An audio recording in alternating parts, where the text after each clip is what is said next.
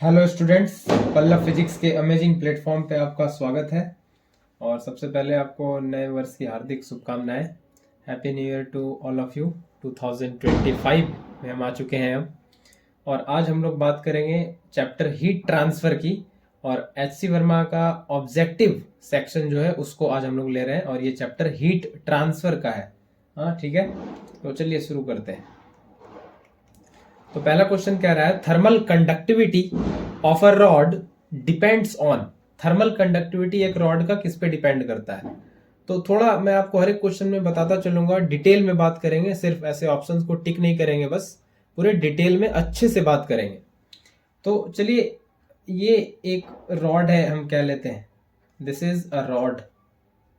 ये क्या है? ये रॉड है, ठीक है। इस रॉड का लेंथ कुछ L है और इसका area of cross section A है, ठीक है।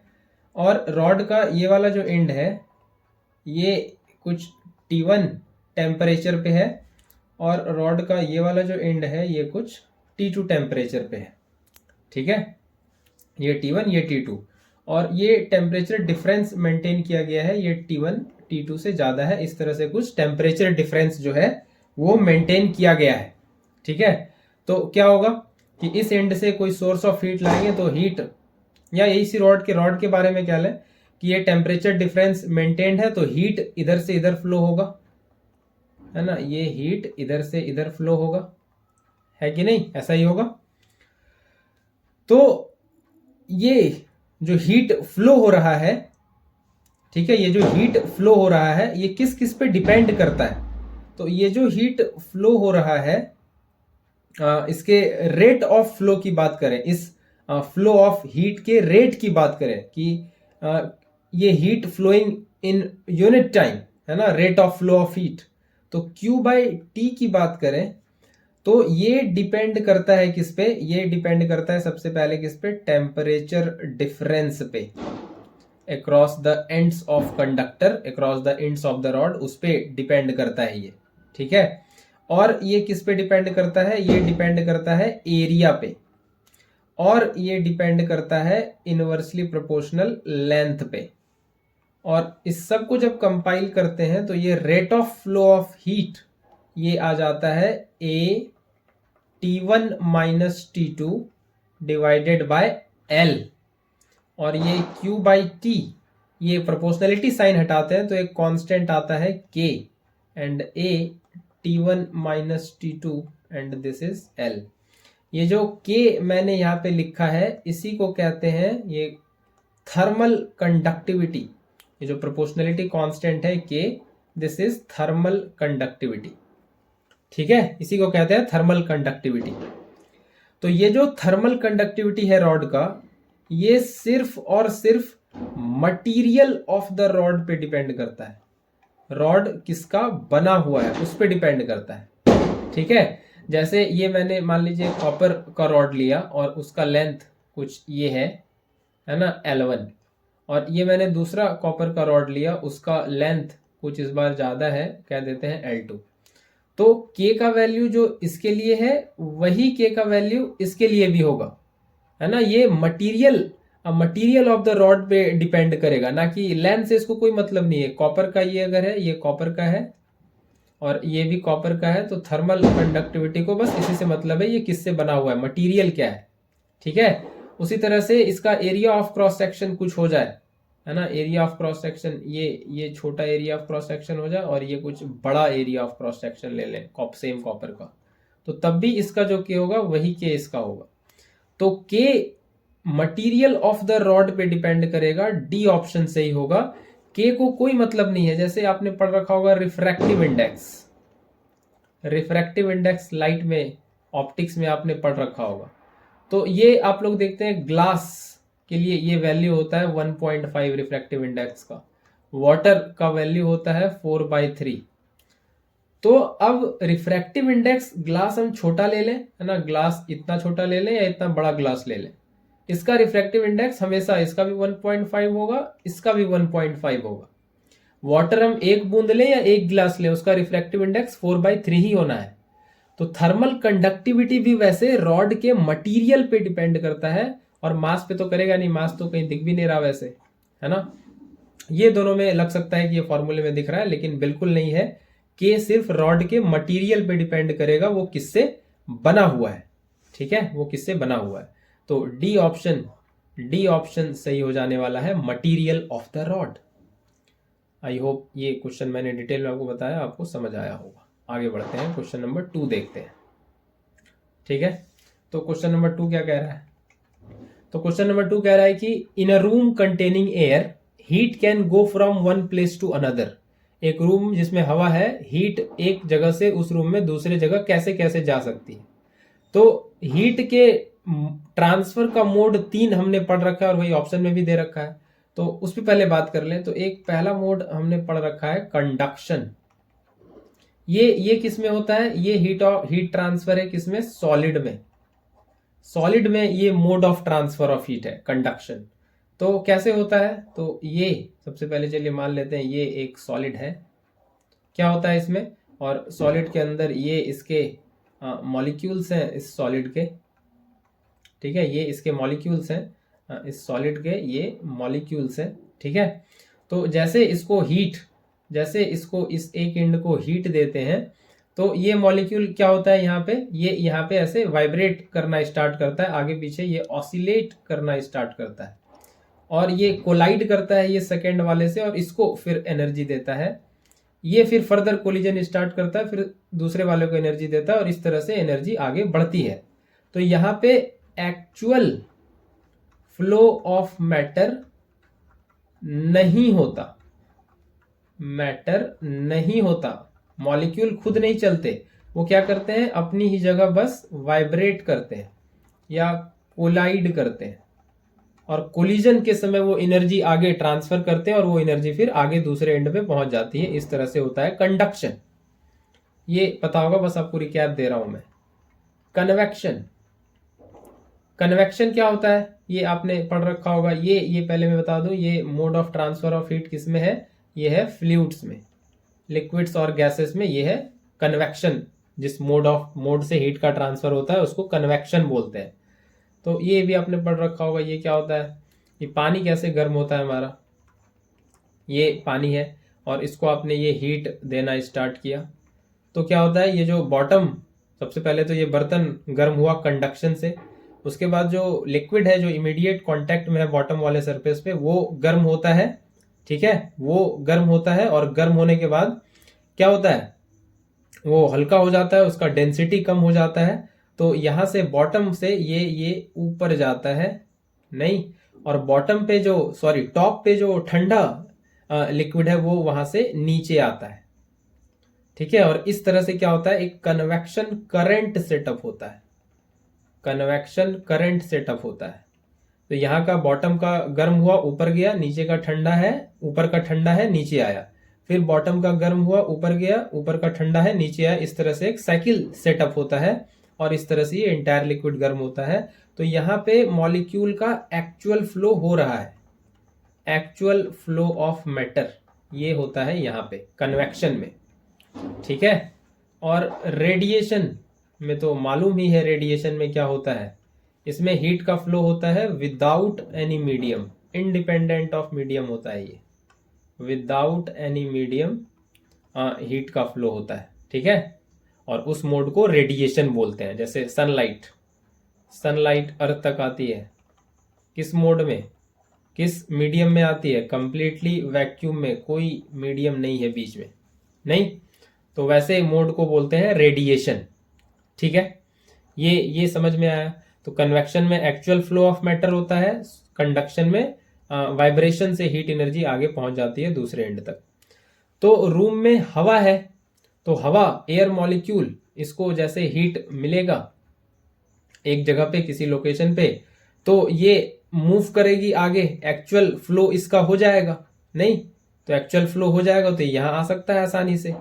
तो ऐसे में ये कन्वेक्शन से हो जाएगा, ये तो पॉसिबल है, रूम के अंदर हीट कन्वेक्शन से जा सकता है। तो ये बात तो ठीक लग रही है कन्वेक्शन से। कंडक्शन से भी हो सकता है क्या? बिल्कुल हो सकता है।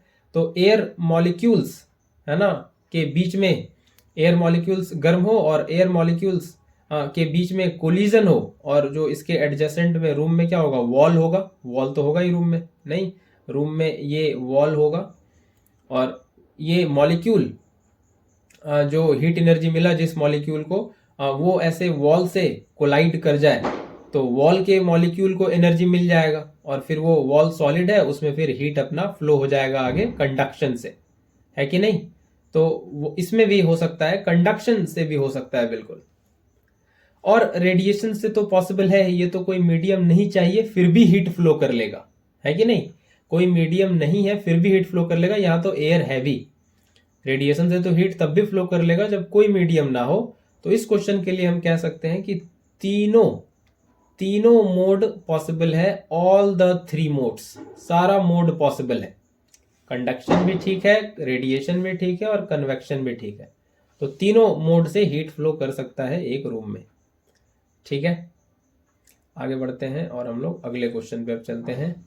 तो ये क्वेश्चन, आगे बढ़ते हैं और हम लोग अगले क्वेश्चन पे चलें, क्वेश्चन नंबर 3 पे बात करते हैं।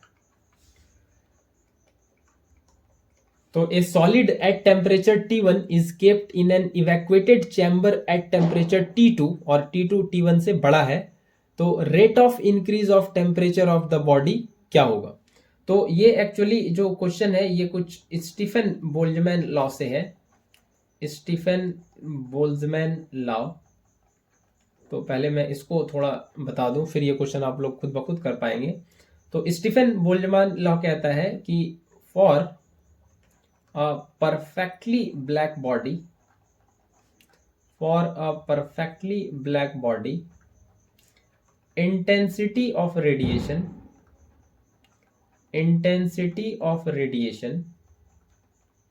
is directly proportional to fourth power of absolute temperature।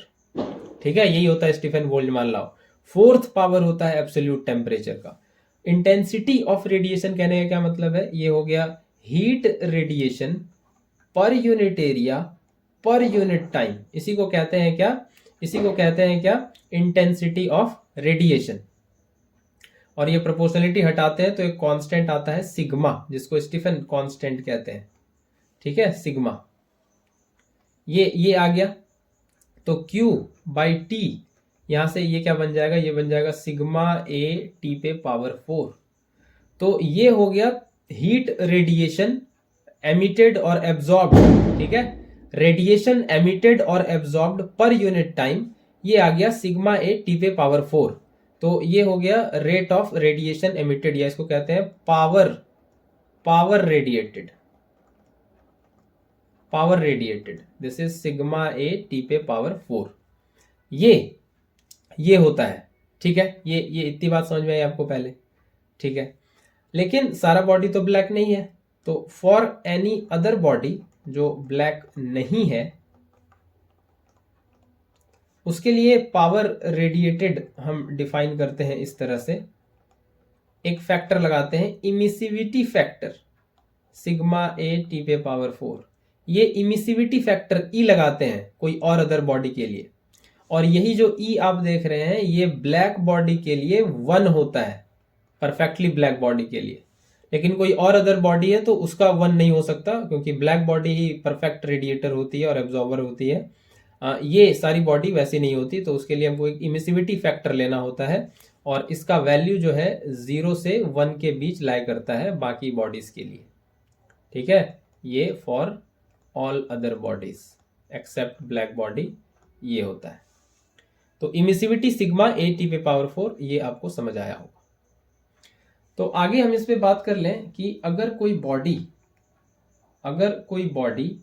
T temperature पे है और वो रखी हुई है सराउंडिंग में, और सराउंडिंग का टेम्परेचर है टी नॉट, ये किसका है, सराउंडिंग का टेम्परेचर है, सराउंडिंग टेम्परेचर, और टी किसका टेम्परेचर है, टेम्परेचर ऑफ बॉडी। और ये इस तरह से है कि टी जो है टी नॉट से ज्यादा है, ऐसे कह देते हैं अभी, ठीक है। तो क्या हो रहा होगा यहाँ पे, बॉडी का टेम्परेचर ज्यादा है सराउंडिंग से, नहीं, बॉडी का टेम्परेचर सराउंडिंग से ज्यादा है, तो क्या हो रहा होगा, हीट का रेडिएशन हो रहा होगा, एमिशन हो रहा होगा और एब्जॉर्प्शन हो रहा होगा।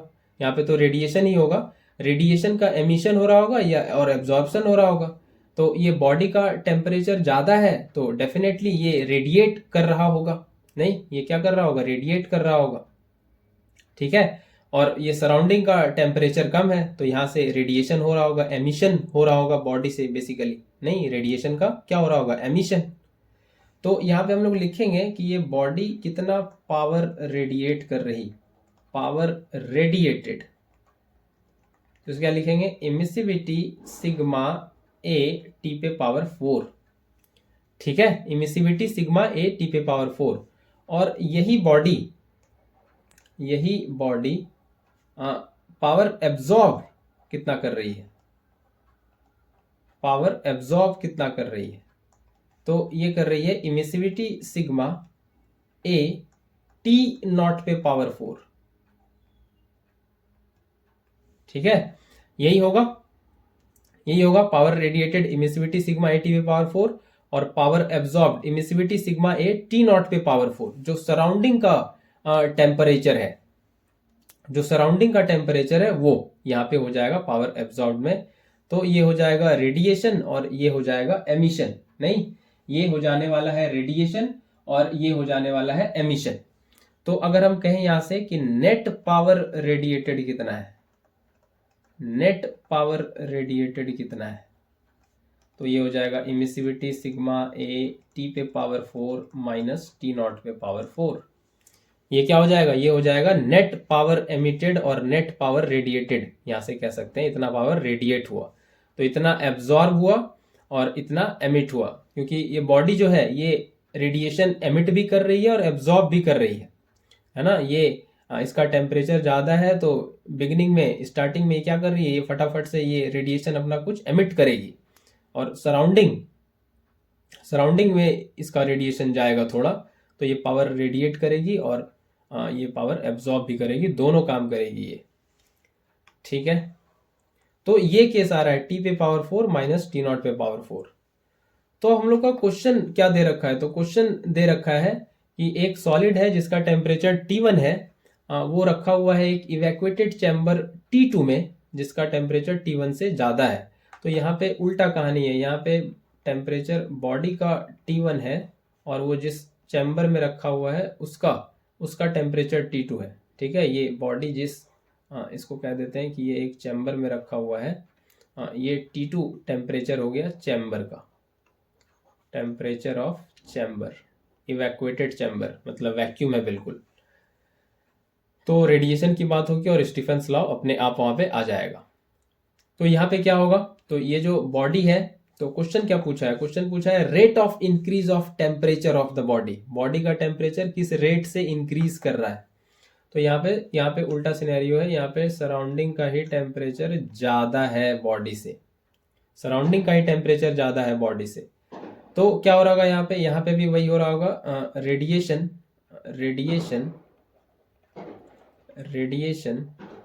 एब्जॉर्ब्ड पर यूनिट टाइम, जिसको पावर रेडिएटेड कह रहे हैं हम लोग। तो ये कितना हो जाएगा, कितना रेडिएशन एब्जॉर्ब करेगा, या जिसको पावर रेडिएशन कहते हैं उसको पावर रेडिएटेड भी लिख सकते हैं। पावर रेडिएटेड नहीं, यहाँ पे हम पावर एब्जॉर्ब लिख रहे हैं पहले, पावर एब्जॉर्ब्ड। ये कितना हो जाएगा, ये हो जाएगा इमिसिविटी सिग्मा ए, और यहाँ पे किसका टेम्परेचर ज़्यादा है ना, यहाँ पे किसका टेम्परेचर ज़्यादा है, यहाँ पे सराउंडिंग का चैम्बर का टेम्परेचर ज़्यादा है बेसिकली।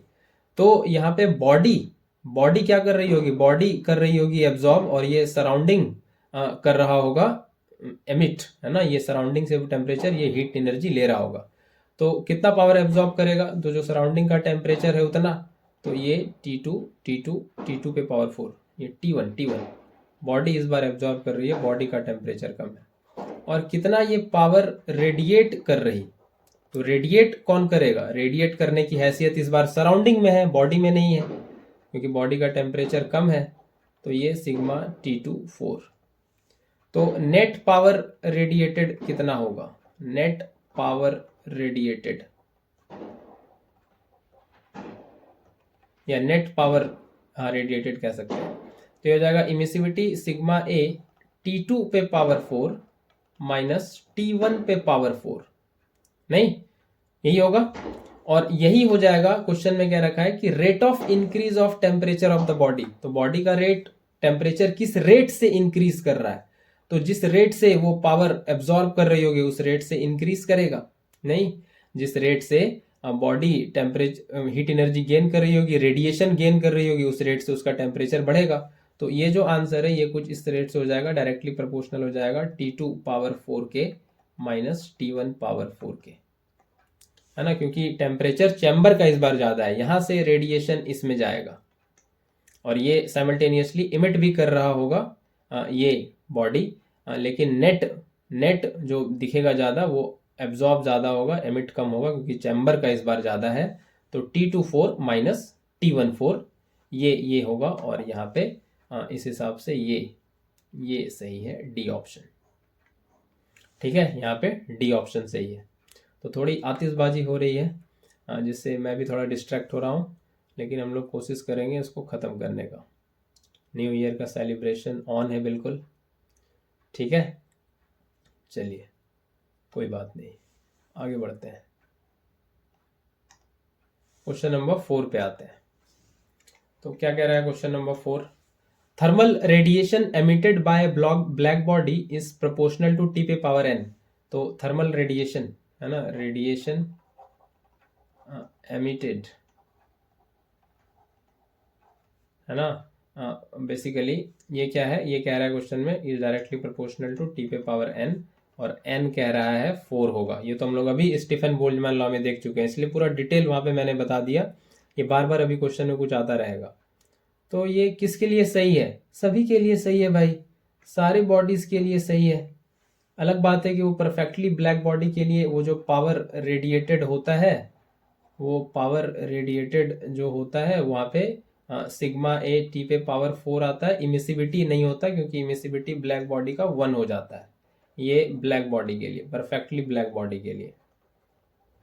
और जो कोई जनरल बॉडी है उसके लिए पावर रेडिएटेड जो होता है वो कितना है, वो सिंपली इमिसिविटी फैक्टर एक और लगाते हैं और ये फिर होता है। तो पावर 4 तो सबके लिए है, सबके लिए है, फॉर एनी अदर बॉडी, तो सबके लिए ये ठीक है ना, किसी के लिए ये भेदभाव नहीं है, पावर 4 तो सबके लिए है, ठीक है। तो सेकंड ऑप्शन हो जाएगा सारी बॉडीज के लिए। आगे बढ़े, क्वेश्चन नंबर 5 देखते हैं, ये क्या कह रहा है। Two bodies A and B have equal surface areas are maintained at temperature 10 degree Celsius and 20 degree Celsius. तो A बॉडी का टेम्परेचर कितना है 10 डिग्री सेल्सियस, तो ये केल्विन में कितना हो जाएगा 273 प्लस 10 यानी कि 283 केल्विन। और B बॉडी का टेम्परेचर कितना है 20 डिग्री सेल्सियस, ये केल्विन में कितना हो जाएगा 273 प्लस 20, ये 293 केल्विन, ठीक है। तो thermal radiation emitted in a given time by A and B are in the ratio, ये क्वेश्चन हो गया स्टीफन बोल्ट्जमैन लॉ का, नहीं फिर से पावर रेडिएटेड पूछ लिया है ए बॉडी का और बी बॉडी का। तो अभी अभी हम लोग देख चुके हैं क्या, इक्वल सरफेस एरिया है तो कोई दिक्कत है ही नहीं। तो इंटेंसिटी ऑफ रेडिएशन अभी भी देख चुके हैं कि ये जो पावर रेडिएटेड है, अगर सरफेस एरिया सेम है तब तो कोई दिक्कत ही नहीं है। ये जो पावर रेडिएटेड है तो ये सिर्फ और सिर्फ डिपेंड करेगा 4th power of absolute temperature पे, ये ऐसे आता है, ठीक है, ये ऐसे आता है। तो सीधा सीधा ए बॉडी का थर्मल रेडिएशन लिखे ऐसे, थर्मल रेडिएशन ए बॉडी का डिवाइडेड बाय थर्मल रेडिएशन, क्योंकि इन अ गिवन टाइम है, टाइम सेम बोल रहा है, बी बॉडी का ये क्या हो जाएगा, ये हो जाएगा टी ए पे पावर 4 और टी बी पे पावर 4, वेरी सिंपल यही हो जाएगा। तो ये क्या हो जाएगा टी ए पे पावर 4, ये कितना है 283 बाई 293 और इस पे पावर 4, है ना। वो सिग्मा ए जो साथ में दिख रहा था, आप सोच रहे होंगे सिग्मा ए नहीं लिख रहे हैं, सिग्मा ए तो ये लिख सकते हैं आप, ये एरिया सेम है दोनों का, तो रेशियो लेंगे तो ये कैंसिल हो जाएगा, सिग्मा भी कैंसिल हो जाएगा, नहीं यहाँ पे कैंसिल हो जाएगा ना, ये सिग्मा ए और यहाँ पे सिग्मा ए, एरिया सेम है तो एरिया सेम है तो कट जाएगा, ये भी कट जाएगा, ठीक है। तो ये सॉल्व करके आ जाएगा 1:1.15, ये फर्स्ट ऑप्शन सही हो जाएगा। इसमें कौन सा ऑप्शन सही हो जाएगा? फर्स्ट ऑप्शन सही हो जाएगा। आगे बढ़ते हैं, चलिए अगले क्वेश्चन पे। क्वेश्चन नंबर 6 देखते हैं। तो ये क्या है? One end of a metal rod is capped in a furnace in a steady state, the temperature of the rod is. तो चलिए बात कर लेते हैं इस पे। तो ये एक रॉड है, ठीक है, ये एक रॉड है। थोड़ा थोड़ा मैं इसको बड़ा बना लूं, समझ में आएगा आपको। ये एक रॉड है और इसको, ये एक रॉड है और इसके एक एंड को जो है ये इसको फर्नेस में रख दिया गया है। ठीक है, इसको क्या कर दिया गया है? एक एंड को किसमें रख दिया गया है? फर्नेस में रख दिया गया है। एकदम high temperature 100 degree Celsius 200 degree Celsius ऐसे टेम्परेचर का एक्सपोजर इस एंड को मिला है। इस एंड को, इसको ए एंड कह देते हैं और इसको बी एंड कह देते हैं। ए एंड को मिला है ऐसा। तो क्या होगा पहले तो ये बताइए। होगा ये कि ये जो इमीडिएट एंड है इस रॉड का, इस वाले रॉड का, इसका जो एंड जो फर्नेस में है वहां का टेम्परेचर बढ़ेगा। तो चलिए कह देते हैं यहाँ का टेम्परेचर कुछ हो गया 30 डिग्री सेल्सियस। इसके बगल में, इससे थोड़ी दूरी पे टेम्परेचर हो गया 20 डिग्री सेल्सियस। इसके बगल में कुछ 10 डिग्री सेल्सियस और इसके बगल में कुछ 5 डिग्री सेल्सियस। ऐसा होगा।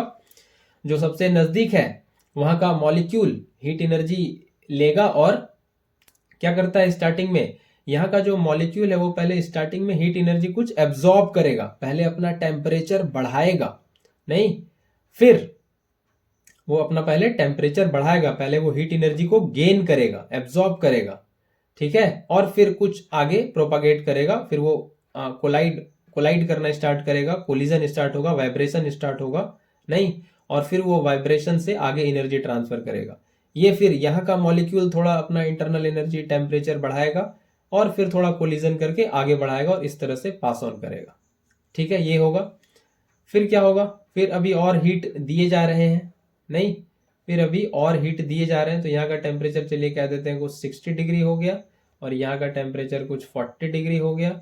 यहाँ का टेम्परेचर कुछ 15, इसको 20 कर देते हैं, 20 डिग्री हो गया और यहाँ पे ये हो गया 15 डिग्री। अभी भी क्या हुआ कि यहाँ का मॉलिक्यूल और हीट एनर्जी एब्जॉर्ब कर रहा है और उससे टेम्परेचर उसका बढ़ रहा है और थोड़ा वो फिर वाइब्रेट करके, कोलाइड करके आगे एनर्जी ट्रांसफर कर रहा है। फिर यहाँ का मॉलिक्यूल फिर उसी तरह से वाइब्रेशन स्टार्ट किया और फिर वो फिर आगे थोड़ा एनर्जी ट्रांसफर किया। इस तरह से यहाँ का टेम्परेचर भी बढ़ा और यहाँ का टेम्परेचर भी बढ़ा। फिर एक टाइम आया, क्या टाइम आया कि यहाँ का टेम्परेचर कुछ हो गया 100 डिग्री सेल्सियस और हीट मिलने से, और यहाँ का टेम्परेचर कुछ हो गया 80 डिग्री सेल्सियस, यहाँ का टेम्परेचर हो गया 40 डिग्री सेल्सियस और यहाँ का टेम्परेचर हो गया, यहाँ का टेम्परेचर कह देते हैं कितना, 20 डिग्री सेल्सियस। ठीक है, अभी इसको हीट एनर्जी मिला तो यहाँ के मॉलिक्यूल फिर से और एनर्जी एब्जॉर्ब किए और अपना इंटरनल एनर्जी बढ़ाए, टेम्परेचर बढ़ाए और उससे फिर ये कोलिजन स्टार्ट किए, कोलिजन स्टार्ट हुआ और यहाँ का एनर्जी ये आगे प्रोपागेट किए। फिर यहाँ के मॉलिक्यूल को एनर्जी मिला तो फिर ये थोड़ा यहाँ पे एनर्जी एब्जॉर्ब किया और यहाँ का टेम्परेचर बढ़ा और यहाँ से ये थोड़ा आगे बढ़ा, अपना एनर्जी को प्रोपागेट किया और यहाँ से फिर यहाँ पे फिर मॉलिक्यूल का फिर यहाँ पे फिर वही कहानी चलती रही। और फिर एक स्टेट आता है कि और हीट इसको आप दिए लेकिन इसका टेम्परेचर नहीं बढ़ा, अब जो हीट दिया जा रहा है वो यहाँ का मॉलिक्यूल अब नहीं रख रहा, जितना एब्जॉर्ब कर सकता था उतना कर लिया, है ना। यहाँ का मॉलिक्यूल जितना हीट एनर्जी एब्जॉर्ब कर सकता था कर लिया, अब और नहीं रख रहा। क्या कर रहा? जो हीट एनर्जी मिल रहा उसको आगे बढ़ा दे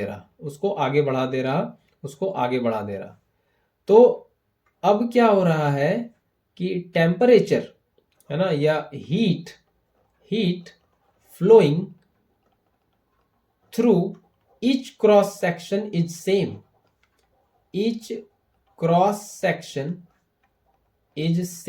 जो ईच क्रॉस सेक्शन से हीट फ्लो कर रहा है वो सेम है। यहां से भी वही हीट फ्लो कर रहा है, यहां से भी वही, यहां से भी वही। कोई पॉइंट पे कोई भी मॉलिक्यूल अब हीट एनर्जी रख नहीं रहा, जितना रखना था वो रख लिया, अब सारे हीट को आगे बढ़ा दे रहा। तो ये स्टेट जब हीट हर एक क्रॉस सेक्शन से जो पास हो रहा है वो सेम होता है, वैसे स्टेट को बोलते हैं स्टेडी स्टेट। स्टेडी स्टेट ये दोनों था वेरिएबल स्टेट। ठीक है, ये दोनों क्या था, वेरिएबल स्टेट। और ये कैसा स्टेट आ गया, स्टेडी स्टेट। तो स्टेडी स्टेट क्या है कि हीट फ्लोइंग, या लिखे भी है, through each cross section is same. मतलब ये होता है कि अब रॉड का जो टेम्परेचर है अलग अलग जगह वो नहीं बढ़ रहा होता है, हीट हर एक क्रॉस सेक्शन से सेम जा रहा होता है, पूरा हीट यहाँ से निकल जा रहा होता है हर एक क्रॉस सेक्शन से, कोई टेम्परेचर कहीं का नहीं बढ़ रहा। तो जो पहले टेम्परेचर था 100 डिग्री, यहाँ का 80 डिग्री, यहाँ का 40 डिग्री, यहाँ का 20 डिग्री, वही मेंटेन्ड रहता है और इसका टेम्परेचर नहीं बढ़ता। तो क्या बोल रहा है कि temperature of the rod steady state में, तो टेम्परेचर तो नहीं बढ़ता है, उतना ही है, 100 80 40 20 उतना ही है, मतलब इंक्रीजेज और डिक्रीजेस तो नहीं होगा। क्या रिमेन्स कांस्टेंट, कांस्टेंट भी नहीं, कांस्टेंट कहाँ है। ये लाइन से समझ में आता है कि टेम्परेचर थ्रू आउट सेम है, थ्रू आउट सेम नहीं है, यहाँ 100 है, यहाँ 80 है, यहाँ 40 है, यहाँ 20 है, टेम्परेचर अलग अलग है, इस पॉइंट का टेम्परेचर सेम है, इस पॉइंट का टेम्परेचर सेम है, इस पॉइंट का टेम्परेचर सेम है, ये कहने का मतलब है। तो इसका सही आंसर हो जाएगा इज नॉन यूनिफॉर्म। यहाँ का टेम्परेचर 100 है, यहाँ का 80 है, यहाँ का 40 है, यहाँ का 20 है। तो स्टेडी स्टेट में कुछ लोग समझ लेते हैं temperature through out the same, ऐसा बिल्कुल नहीं है। टेम्परेचर ईच पॉइंट का टेम्परेचर सेम है, हर एक जगह वही टेम्परेचर है, ऐसा नहीं है। तो heat flowing through cross section same है, ये बात ठीक है, और हर एक पॉइंट का टेम्परेचर वो डिस्टिंग्विश्ड है, वो अलग अलग है, ये सब जगह एक ही टेम्परेचर है, ऐसा नहीं है। तो रिमेन कांस्टेंट तो नहीं होगा। इज नॉन यूनिफॉर्म, ये सही है, कहीं 100 है, कहीं 80 है, कहीं 40 है, कहीं 20 है, ये नॉन यूनिफॉर्म है। तो स्टेडी स्टेट में ऐसा होता है, heat flowing through each cross section same हो जाता है। ठीक है, अब और फिर नहीं पड़ता। चलिए आगे बढ़ते हैं, क्वेश्चन नंबर 7 देखते हैं। तो न्यूटन लॉ ऑफ कूलिंग एक स्पेशल केस है किसका, ये स्टीफेंस लॉ का स्पेशल केस है ना। जब temperature difference is very small, अगर ये लेते हैं बिटवीन बॉडी एंड सराउंडिंग, तब न्यूटन्स लॉ ऑफ कूलिंग जो है एक स्पेशल केस बनता है किसका, स्टीफेंस लॉ का। इसका प्रूफ मैं कभी थ्योरी में आपको बता दूंगा, ये कैसे डिराइव होता है स्टीफेंस लॉ का, कैसे ये स्पेशल केस है न्यूटन्स लॉ ऑफ कूलिंग, ये मैं कभी प्रूफ आपको कायदे से बताऊंगा, 100% बताऊंगा। तो अभी फिलहाल स्टीफेंस लॉ ये आप ध्यान रखें, ये स्पेशल केस होता है, टेम्परेचर डिफरेंस जब कम है। क्वेश्चन नंबर 8, ए हॉट लिक्विड को एक बड़े से रूम में रखा हुआ है, तो its temperature is plotted as a function of time, which of the following curve may represent the plot. तो इसका जरूरत अभी आगे क्वेश्चन नंबर 9 10 ये सब में पढ़ने वाला है, तो ये मैं बता ही दूं, न्यूटन लॉ ऑफ कूलिंग ये रिलेटेड है उसी से क्वेश्चन, मैं पूरा डिटेल पहले ये आपको बता ही देता हूं जल्दी से। न्यूटन लॉ ऑफ कूलिंग तो क्या कहता है, न्यूटन लॉ ऑफ कूलिंग तो ये कहता है rate of cooling is directly proportional to temperature difference between system and surrounding। ये क्या है, ये है temperature difference between body and surrounding। तो बॉडी के ठंडा होने का रेट किसके डायरेक्टली प्रोपोर्शनल है कि बॉडी और सराउंडिंग के बीच क्या टेम्परेचर डिफरेंस है ये। तो रेट ऑफ कूलिंग का मतलब होता है फॉल इन टेम्परेचर, बॉडी का टेम्परेचर में कितना गिरावट आया with time. Rate of cooling, rate word लगा हुआ है तो विथ टाइम आपको बात करना होगा, विथ टाइम। ये डायरेक्टली प्रोपोर्शनल होता है बॉडी का टेम्परेचर माइनस सराउंडिंग का टेम्परेचर। ठीक है, ये मैंने लिख दिया यहाँ पे, दिख रहा है। तो फॉल इन टेम्परेचर, तो इनिशियल टेम्परेचर कहते हैं, इनिशियल टेम्परेचर टी इनिशियल, और फाइनल टेम्परेचर कहते हैं टी फाइनल, और ये विथ रिस्पेक्ट टू टाइम। यही है न्यूटन्स लॉ ऑफ कूलिंग। ठीक है, यही है न्यूटन्स लॉ ऑफ कूलिंग।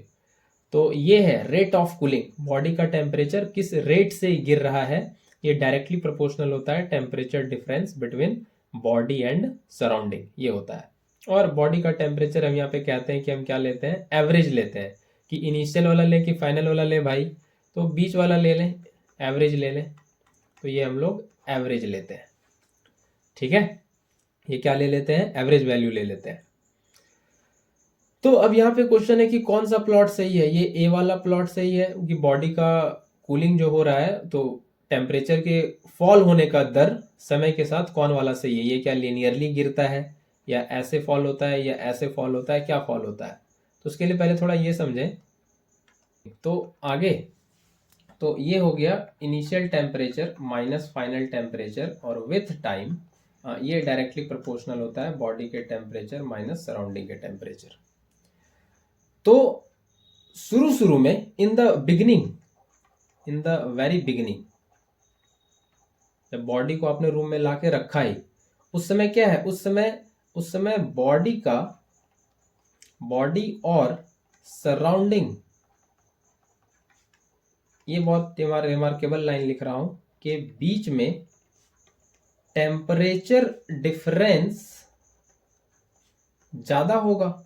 शुरू में बिगिनिंग में बॉडी और सराउंडिंग के बीच में क्या होगा, टेम्परेचर डिफरेंस काफी ज्यादा होगा शुरू में, बिगिनिंग में जब वो ठंडा होना शुरू नहीं हुआ अभी।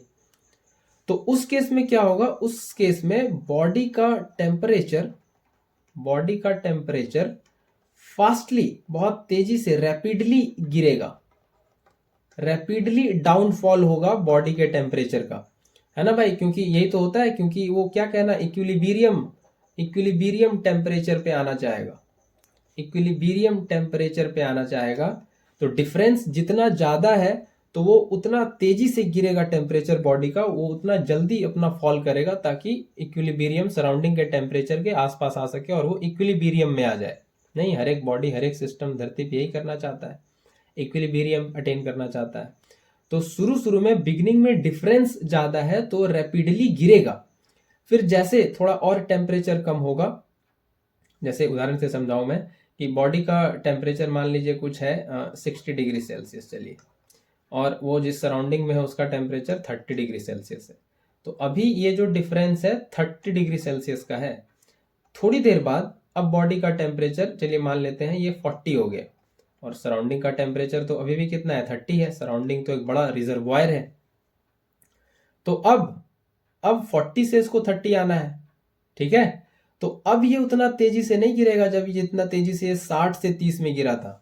अब इसको उतना मेहनत नहीं करना, अब ये बहुत करीब है, इक्विलिब्रियम टेम्परेचर के पास आ जाएगा। ये 40 से 30 आने में इसको उतना मेहनत नहीं करना पड़ेगा। तो यहाँ पे इक्विलिब्रियम टेम्परेचर के बीच में जो गैपिंग है, इक्विलिब्रियम टेम्परेचर अटेन करने के लिए जो काम करना है वो अब उतना नहीं करना जितना इसको भी यहाँ करना था। तो यहाँ पे इसका rate of fall of temperature जो है वो उतना फास्ट नहीं होगा जितना यहाँ पे हो रहा था। तो शुरू में रेट ऑफ कूलिंग तेज होता है, फिर आहिस्ता आहिस्ता धीमा हो जाता है, क्योंकि सराउंडिंग और बॉडी के बीच का टेम्परेचर डिफरेंस कम हो जाता है। तो इसके लिए कौन सा ग्राफ सही होगा, ये वाला सही होगा बिल्कुल। शुरू में बहुत तेजी से गिरा, नहीं, शुरू में बहुत तेजी से गिरा और फिर धीमा हो गया। तो बिगिनिंग में बहुत फास्ट गिर रहा है और फिर धीमा हो गया, धीरे धीरे गिर रहा है। तो इसका करेक्ट ग्राफ जो है वो ए है, ठीक है। इसका करेक्ट ग्राफ जो ए है, इसका ऑप्शन तो यही हो जाएगा, मतलब ये ग्राफ से ही बताना था इसमें, तो ए वाला ग्राफ जो है इसमें ये सही हो जाने वाला है, ठीक है। ए ग्राफ बिल्कुल सही है, ठीक है, ये ए ग्राफ बिल्कुल सही है। तो यही इसमें लॉजिक है कि शुरू में बॉडी का टेम्परेचर बहुत तेजी से गिरेगा क्योंकि रेट ऑफ कूलिंग बहुत फास्ट होगा, क्योंकि सराउंडिंग और बॉडी के बीच टेम्परेचर डिफरेंस ज़्यादा है। फिर थोड़ी देर बाद बॉडी अब कूल हुई, बॉडी का टेम्परेचर कम हुआ, तो बॉडी और सराउंडिंग का टेम्परेचर के बीच में डिफरेंस जो है वो कम रह गया, तो अब वो थोड़ा धीमे कूल होगा, ठीक है। ये लॉजिक होता है, और ये mathematical version Newton's law of cooling का ये भी मैंने आपको बताया यहाँ पे सलीके से, ठीक है। आगे बढ़ें, आगे बात करें अगले क्वेश्चन पे, क्वेश्चन नंबर 9। ये भी वैसा ही कुछ question number 9। A hot liquid is kept in a big room, the logarithm of numerical value of temperature difference between the liquid and the room is plotted against time। तो plot कैसा होगा ये पूछा है। तो चलिए मान लेते हैं कि ये एक बॉडी है, इसका टेम्परेचर T है, और ये बॉडी dt टाइम में ये थोड़ा टेम्परेचर लूज की और इसका टेम्परेचर हो गया T माइनस dt हो जाएगा, घट गया थोड़ा टेम्परेचर। ठीक है, तो ये न्यूटन्स लॉ ऑफ कूलिंग कहता है कि ये rate of cooling dt by dt is directly proportional to temperature difference of body minus surrounding. ठीक है, और ये हो जाएगा dt बाय dt, ये कांस्टेंट k है और बॉडी मेरा यहाँ पे लिक्विड है और माइनस सराउंडिंग जो रूम है वो। तो इसको हम यहाँ से लिख सकते हैं dt by TL minus TS equals to k dt। इसको जब इंटीग्रेट करेंगे, dt by temperature of liquid minus temperature of surrounding, ये हो जाएगा k dt।